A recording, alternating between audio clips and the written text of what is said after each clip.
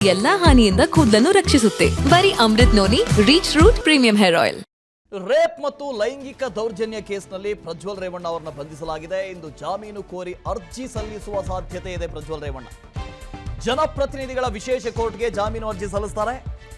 ಜಾಮೀನು ಅರ್ಜಿ ಸಲ್ಲಿಸಿರೋ ಪ್ರಜ್ವಲ್ ಪರ ವಕೀಲರು ಮೇ 29ರಂದು ನಿರೀಕ್ಷಣಾ ಜಾಮೀನಿಗೆ ಅರ್ಜಿ ಸಲ್ಲಿಸಿದ್ರು. ಈಗಾಗಲೇ ಪ್ರಜ್ವಲ್ ರೇವಣ್ಣ ಬಂಧಿಸಿರುವಂತಹ ಹಿನ್ನೆಲೆಯಲ್ಲಿ ಜಾಮೀನು ಕೋರಿ ಅರ್ಜಿ ಸಲ್ಲಿಸ್ತಾರೆ ಪ್ರಜ್ವಲ್ ವಕೀಲರು. ಇದು ರೆಗ್ಯುಲರ್ ಬೇಲ್ಗೆ ಈ ಹಿಂದೆ ನಿರೀಕ್ಷಣಾ ಜಾಮೀನು ಅರ್ಜಿಯನ್ನು ಸಲ್ಲಿಕೆ ಮಾಡಿದ್ರು. ಅದು ಕೂಡ ನಿರೀಕ್ಷಣಾ ಜಾಮೀನು ಕೊಡೋದಕ್ಕಾಗೋದಿಲ್ಲ ಅಂತ ವಜಾ ಮಾಡಿದ್ರು.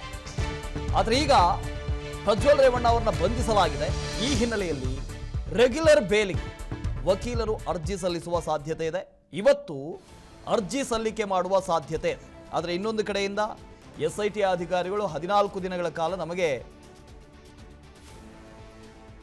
ಕಸ್ಟಡಿಗೆ ಕೊಡಿ ಅಂತ ಕೇಳುವಂತ ಸಾಧ್ಯತೆ ಕೂಡ ಇದೆ. ಭರತ್ ಇದರ ಬಗ್ಗೆ ಡೀಟೇಲ್ಸ್ ಅನ್ನು ಕೊಡ್ತಾ ಹೋಗ್ತಾರೆ. ಭರತ್, ಈ ಹಿಂದೆ 29ನೇ ತಾರೀಕು ನಿರೀಕ್ಷಣಾ ಜಾಮೀನಿಗೆ ಅರ್ಜಿ ಸಲ್ಲಿಕೆ ಮಾಡಿದ್ರು, ಅದು ವಜಾಗೊಂಡಿತ್ತು. ಸೊ ಈಗ ಅವರನ್ನ ಹೇಗೂ ಬಂಧನ ಮಾಡೇ ಆಯಿತು. ಹಾಗಾಗಿ ರೆಗ್ಯುಲರ್ ಬೇಲ್ಗೂ ಕೂಡ ಇವತ್ತು ಅರ್ಜಿ ಸಲ್ಲಿಸುವ ಸಾಧ್ಯತೆ ಇದೆ ಅಂತ ಏನಾಗಬಹುದು?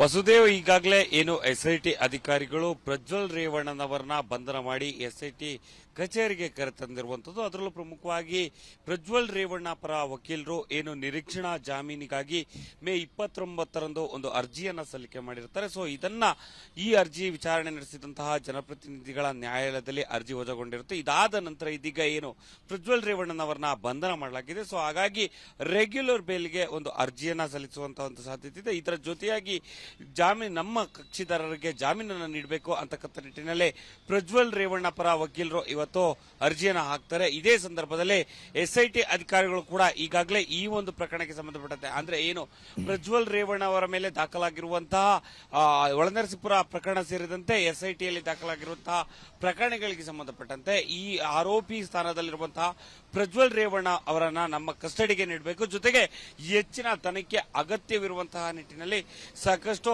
ತನಿಖೆ ಬಾಕಿ ಉಳಿದಿದೆ. ಹಾಗಾಗಿ ಪ್ರಜ್ವಲ್ ರೇವಣ್ಣನವರನ್ನ ಕಸ್ಟಡಿಗೆ ನೀಡಬೇಕು ಅಂತಕ್ಕಂಥ ನಿಟ್ಟಿನಲ್ಲಿ ಏನು SIT ಪರ ಸ್ಪೆಷಲ್ PP ಅವರು ಅಂದ್ರೆ SPP ಅವರು ಒಂದು ಮನವಿ ಮಾಡುವಂತಹ ಸಾಧ್ಯತೆ ಇದೆ.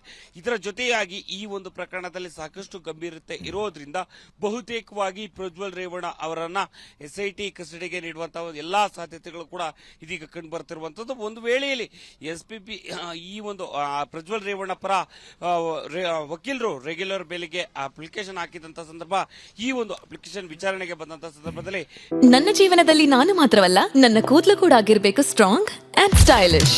ಬರೀ Amrit noni reach root premium hair oil ನೊಂದಿಗೆ. Reach root premium hair oil. SPP ಅವರು ಕೂಡ ಇದಕ್ಕೆ ಒಂದು ಆಕ್ಷೇಪಣೆಯನ್ನ ಸಲ್ಲಿಸ್ತಾರೆ. ಮತ್ತೊಂದು ಕಡೆಯಲ್ಲಿ ಈ ಪ್ರಕರಣದ ಗಂಭೀರತೆಯನ್ನ ನ್ಯಾಯಾಲಯಕ್ಕೆ ಮನವರಿಕೆಯನ್ನ ಮಾಡಿಕೊಡ್ತಾರೆ. ಜೊತೆಯಾಗಿ ಏನು ಈ ಒಂದು ಪ್ರಕರಣಕ್ಕೆ ಸಂಬಂಧಪಟ್ಟಂತೆ ಸಲ್ಲಿಸಲಾದಂತಹ ರಿಮೈಂಡ್ ಅಪ್ಲಿಕೇಶನ್ ನಲ್ಲಿ ಪ್ರಕರಣದ ಗಂಭೀರತೆಯನ್ನ ಉಲ್ಲೇಖ ಮಾಡ್ತಾರೆ. ಜೊತೆಗೆ ಸಾಕಷ್ಟು ಈ ಪ್ರಕರಣದ ಗಂಭೀರತೆಯಲ್ಲಿ ಯಾವ ಹಂತದಲ್ಲಿದೆ, ಹಾಗಾಗಿ ತನಿಖೆ ಹೇಗೆ ಸಾಗಬೇಕು ಮತ್ತು ಹೆಚ್ಚಿನ ತನಿಖೆ ಇರೋದ್ರಿಂದ ನಮ್ಮ ಕಸ್ಟಡಿಗೆ ನೀಡಿ ಅಂತಕ್ಕಂಥ ಒಂದು ಮನವಿ ಮಾಡ್ತಾರೆ. ಹಾಗಾಗಿ ಕಸ್ಟಡಿಗೆ ಸಿಕ್ಕಂತ ಸಂದರ್ಭದಲ್ಲಿ SIT ಅಧಿಕಾರಿಗಳು ಮತ್ತಷ್ಟು ತನಿಖೆಯಲ್ಲಿ ಈ ಒಂದು ಪ್ರಕರಣದ ತನಿಖೆಯನ್ನು ಚುರುಕುಗೊಳಿಸುತ್ತಾರೆ. Vasudev, okay, thank you Bharat. ಅನುಕ್ಷಣದ ಸುದ್ದಿಗಳಿಗಾಗಿ Vistara news YouTube channel subscribe ಮಾಡಿ. ಹೊಸ ಸುದ್ದಿಗಳ ನೋಟಿಫಿಕೇಶನ್ಗಾಗಿ ಬೆಲ್ ಐಕಾನ್ ಕ್ಲಿಕ್ ಮಾಡಿ.